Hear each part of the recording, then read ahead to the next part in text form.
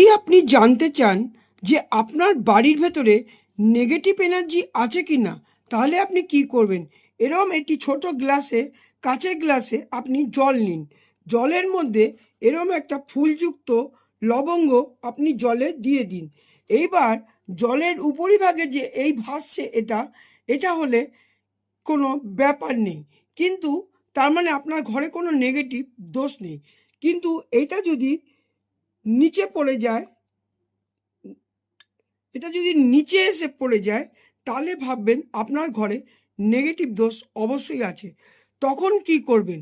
তখন সন্ধেবেলায় শনি মঙ্গলবার দেখে আপনি নিয়ে নিন একটি গরুর গোবরের ঘুঁটে নিয়ে নিন, আর তারপরে আপনি নিয়ে নিন ওপরে লোবান।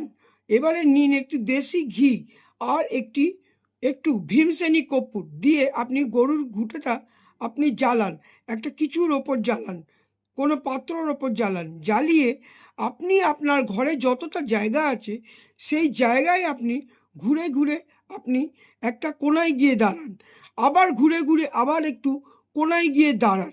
এরকমভাবে আপনার বাড়ি যতটা, সেইভাবে আপনি কাজটা করবেন এবং আপনি সব জায়গা থেকে ঘুরে আপনি কোণায় কোণায় দাঁড়াবেন।